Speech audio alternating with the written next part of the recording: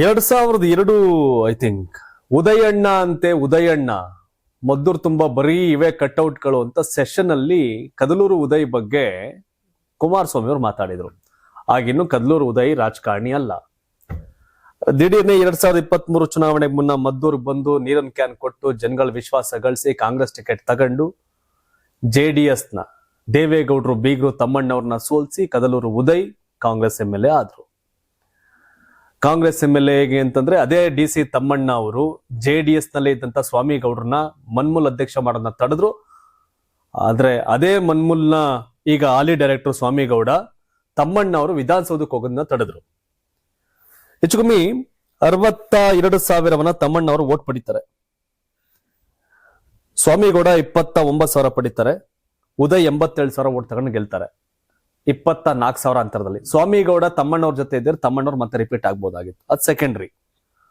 Uday 2023 MLA ಆದ್ರೆ 2024 ಲೋಕಸಭೆಯಲ್ಲಿ ಮದ್ದೂರಲ್ಲಿ ಕುಮಾರಸ್ವಾಮಿ ಅವರಿಗೆ 56,000 ವೋಟ್ ಲೀಡ್ ಆಗುತ್ತೆ. ಇಡೀ ಮಂಡ್ಯ ಜಿಲ್ಲೆಯಲ್ಲಿ ಅತಿ ಹೆಚ್ಚು ಲೀಡ್. 58,000 ಸ್ಟಾರ್ ಚಂದ್ರ ವೋಟ್ ಬಂದ್ರೆ 1,15,000 ಕುಮಾರಸ್ವಾಮಿ ವೋಟ್ ಹಾಕ್ತಾರೆ.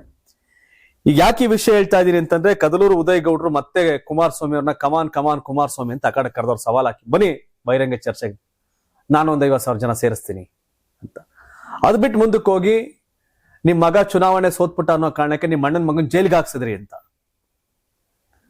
ಪ್ರಜ್ವಲ್ ರೇವಣ್ಣ ಬಗ್ಗೆ ಅನುಕಂಪದ ಮಾತುಗಳನ್ನ ಆಡಿದ್ದಾರೆ ಕದಲೂರು ಉದಯ್ ಅವರು. ಅಂದ್ರೆ ಮಾತಾಡ್ತಾ ಹೆಂಗೆ ನಿಖಿಲ್ ಕುಮಾರಸ್ವಾಮಿ ಸೋತ್ರು 3 ಚುನಾವಣೆ ಅನ್ನೋ ಕಾರಣಕ್ಕೆ ನೀವು ಪ್ರಜ್ವಲ್ ರೇವಣ್ಣನ ಜೈಲಿಗೆ ಹಾಕ್ಸ್ಬಿಟ್ಟಿದ್ದೀರಿ ಅಂತ. ಏನ್ ಪ್ರಜ್ವಲ್ ರೇವಣ್ಣ ಮಾಡಿರೋದು ಏನ್ ಸಾಮಾನ್ಯ ಕೆಲಸ ಏನು? ಪ್ರಜ್ವಲ್ ರೇವಣ್ಣ ಮಾಡಿರೋ ಸಾಮಾನ್ಯವಾದ ಕೆಲಸನ? ಏನ್ ಅಮಾಯಕ ಏನು? ಅಮಾಯಕನ್ ತಗೊಂಡೋಗಿ ಜೈಲಿಗೆ ಹಾಕ್ಬಿಟ್ಟಿದಾರೇನು? ಕಳೆ ತೆಗ್ದು ಬೆಳೆ ಬೆಳೆಯೋ ಜನ, ರೈತಾಪಿ ವರ್ಗದ ಜನ ಮಂಡ್ಯದವರು. ಕೆಟ್ಟ ಕೆಲಸನ ಪ್ರಜ್ವಲ್ ರೇವಣ್ಣ ಮಾಡಿದ್ರೇನು, ನಿಖಿಲ್ ಕುಮಾರಸ್ವಾಮಿ ಮಾಡಿದ್ರೇನು, ಕುಮಾರಸ್ವಾಮಿ ಮಾಡಿದ್ರೇನು, ಉದಯಗೌಡ ಮಾಡಿದ್ರೇನು ತಪ್ಪೆ. ಆದ್ರೆ ಕುಮಾರಸ್ವಾಮಿಯನ್ನ ಟೀಕೆ ಮಾಡೋ ಬರದಲ್ಲಿ ಪ್ರಜ್ವಲ್ ರೇವಣ್ಣ ಅಮಾಯಕ, ಅವನ್ನ ತಗೊಂಡೋಗಿ ಲಾಕ್ ಮಾಡ್ಬಿಟ್ಟವ್ರೆ, ಜೈಲಲ್ಲಿ ಇಟ್ಬಿಟ್ಟವ್ರೆ, ಬಿಡ್ಸ್ಕೊಳ್ಳೋದು ಕಷ್ಟ ಆಗ. ಇನ್ನೆಲ್ಲವೂ ಓಕೆ ಉದಯಗೌಡರು ಹೇಳಿದ್ದು. ಬನ್ನಿ ಸವಾಲ್ ಬೇಕಾದ್ರೆ ಡೆವಲಪ್ಮೆಂಟ್ ಅಂದಾಗ ಡೆವಲಪ್ಮೆಂಟ್ ವಿಷಯ 1,000 ಕೋಟಿ ರೂಪಾಯಿ ಶಂಕುಸ್ಥಾಪನೆಯನ್ನ ಮುಖ್ಯಮಂತ್ರಿ ಸಿದ್ದರಾಮಯ್ಯನವರೇ ಬಂದು ಮದ್ದೂರು ಕಾರ್ಯಕ್ರಮದಲ್ಲಿ ಮಾಡಿದ್ದಾರೆ. ಕೀರ್ತಿ ಸಲ್ಲುತ್ತೆ ಉದಯಗೌಡ್ರಿಗೆ, ನೋ ಡೌಟ್. ನಾನು ನಗರಸಭೆ ಅಪ್ಗ್ರೇಡ್ ಜನಗಳನ್ನೇ ಕೇಳಿ ಮಾಡಿದೀನಿ ಅಂತಾರೆ. ಅಲ್ಲಿ ಸುನಂದಾ ಜಯರಾಮ್ ಅವರೆಲ್ಲ ಸೇರ್ಕೊಂಡಂಗೆ ಪ್ರತಿಭಟನೆ ಮಾಡ್ತಾರೆ ಗೆಜ್ಜೆಗೆರೆಯಲ್ಲಿ. ದೀರ್ಘಕಾಲದ ಹೋರಾಟ ಆಗ್ತಾ ಇದೆ. ಹೋರಾಟಗಾರರು ಕೂಡ ದುಡ್ಡು ಆಚೆ ಈಚೆ ಅಂತೆಲ್ಲ ಟೀಕೆ ಮಾಡಿದ್ರಿ. ಸೆಕೆಂಡ್ರಿ 70 ಎಕರೆ ನಾನೇ ಜಮೀನು ಕೊಡ್ತೀನಿ ತಗೊಬನ್ನಿ ಫ್ಯಾಕ್ಟ್ರಿನ. ಇವ್ರು ಯಾರು ಹೇಳಕ್ಕೆ ಅಂದ್ರೆ ಕೇಂದ್ರದ ಕೈಗಾರಿಕೆ ಮಂತ್ರಿ ಕುಮಾರಸ್ವಾಮಿ ಅವ್ರು ಯಾರು ತಗೊಬರ್ಬೇಕು ಅಂತ ತಗೊಬರ್ತಾರೆ. ಎಲ್ಲಿ? ಸೋಮನಹಳ್ಳಿ ಇಂಡಸ್ಟ್ರಿಯಲ್ ಏರಿಯಾ ಅಲ್ಲಿ ಕೊಡ್ಬೋದಾ? ಗೆಜ್ಲಿಗೇರಿ ಹತ್ರ ಕೊಡ್ಬೋದಾ? ಸರಿಯಾದ ಜಾಗ ಅಲ್ಲಿ ಒಳಗಡೆ ಕೊಟ್ರೆ ಆಗಲ್ವಲ್ಲ. ಎಲ್ಲಾ ವಿಷಯಗಳು ಓಕೆ. ಉದಯಗೌಡರು ಸವಾಲುಗಳು 50,000 ಜನ ನಾನು ಸೇರಿಸ್ತೀನಿ ಬಹಿರಂಗ ಚರ್ಚೆಗೆ ಬರಲಿ ಅಂತ.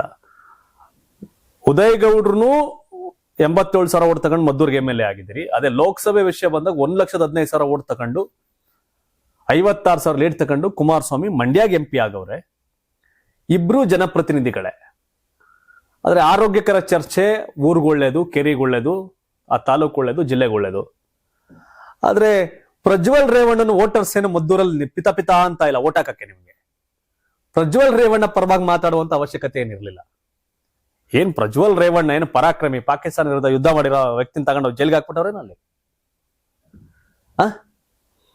ಮದ್ದೂರಿನ ಡೆವಲಪ್ಮೆಂಟ್ ವಿಷಯಕ್ಕೆ ಆಗ್ತಿರ್ತಕ್ಕಂಥ ಈ ಫೈಟ್ ಇಟ್ಸ್ ಗುಡ್. ಅರೆ ಪ್ರಜ್ವಲ್ ರೇವಣ್ಣ ಪಾಪ ಅವನ್ನ ಬಿಡ್ಸಕ್ಕಾಯ್ತಲ್ಲ, ತಗೊಂಡು ಒಳಕ್ ಹಾಕ್ಬಿಟ್ಟವ್ರೆ. ಇವ್ರ ಮಗ ಸೋತ ಅನ್ನೋ ಕಾರಣಕ್ಕೆ ಇರೋ ಹೇಳಿಕೆ ಇದೆಯಲ್ಲ, ಬಾಲಿಶ್ ಹೇಳಿಕೆ. ಯಾಕೆ ಅಂತಂದ್ರೆ ಮದ್ದೂರಲ್ಲಿ ವೀರಣ್ಣಗೌಡರು ರಾಜಕಾರಣ ಮಾಡಿದ್ದಾರೆ, ಅಪ್ಪಾಜಿ ಗೌಡರು ರಾಜಕಾರಣ ಮಾಡಿದ್ದಾರೆ, ಮಂಚೇಗೌಡರು ರಾಜಕಾರಣ ಮಾಡಿದ್ದಾರೆ, SM ಕೃಷ್ಣ ರಾಜಕಾರಣ ಮಾಡಿದ್ದಾರೆ. ಮದ್ದೂರು ಆ ಕ್ಷೇತ್ರಕ್ಕೆ ಅದ್ರೇ ಆದಂತ ಇತಿಹಾಸ ಐತೆ. ಮನೆ ಕೆಡ್ಸು ಇನ್ನೊಂದೇನೋ ಕೆಡ್ಸು ಅನ್ನೋ ತರ ಲೈಕ್ ರಾಜಕಾರಣ, ಮಂಡ್ಯ ಜಿಲ್ಲೆ ರಾಜಕಾರಣಕ್ಕೆ ಒಂದು ಇತಿಹಾಸ ಇದೆ.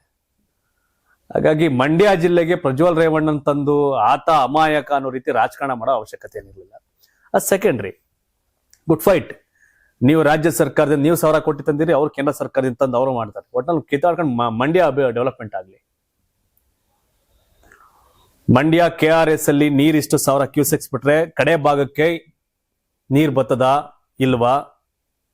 ಎಷ್ಟು 1,000 ಕ್ಯೂಸೆಕ್ಸ್ ಬಿಟ್ರೆ ಅಲ್ಲಿ ಇಲ್ಲಿಗೆ ಬರುತ್ತೆ? ಅನ್ನೋ ಬಗ್ಗೆ ಎಲ್ಲ ಚರ್ಚೆ ಆಗಿ ಊರು ಉದ್ಧಾರ ಆದ್ರೂ ಒಳ್ಳೇದು.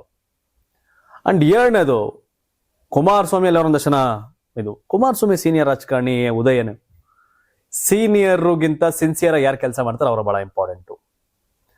ವಿಧಾನಸಭೆಯಲ್ಲಿ ಉದಯ್ ಅವ್ರನ್ನ ಆಯ್ಕೆ ಮಾಡಿದ್ದಾರೆ, ಲೋಕಸಭೆಯಲ್ಲಿ ಕುಮಾರಸ್ವಾಮಿ ಅವ್ರನ್ನ ಆಯ್ಕೆ ಮಾಡಿದ್ದಾರೆ. ಉದಯ್ ಅವ್ರ ಲೀಡು 24,000, ಕುಮಾರಸ್ವಾಮಿ ಲೀಡು 56,000 ಮದ್ದೂರಲ್ಲಿ.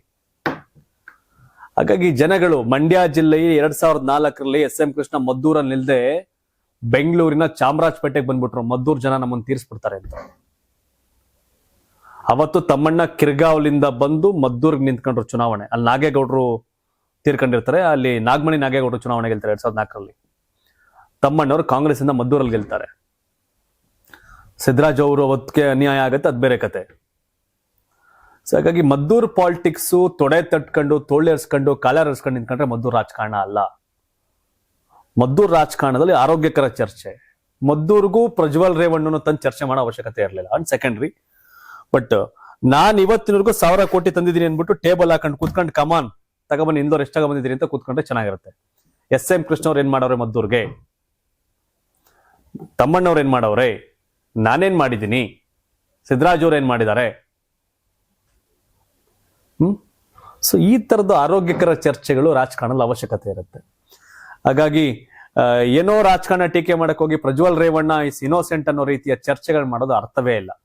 ಇನೋಸೆಂಟ್ ಅಂತಂದ್ರೆ ಅವನ್ನ ನಿಮ್ಮ ಟಾರ್ಗೆಟ್ ಮಾಡಿ ಜೈಲಿಗೆ ಕಳ್ಸಿದಿರಿ ಅನ್ನೋ ರೀತಿ ಹೇಳಿಕೆಗಳು. ಪ್ರಜ್ವಲ್ ರೇವಣ್ಣ ನಿಮ್ಮ ಅಣ್ಣನ ಮಗನ್ ಜೈಲಿಗೆ ಕಳ್ಸಿದಿರಿ, ಬಿಡ್ಸಕ್ ಆಗ್ತಿಲ್ಲ, ನಿಮ್ ಕೈಲಿ ಕಷ್ಟ ಆಗಿತ್ತಾ ಅಂತ.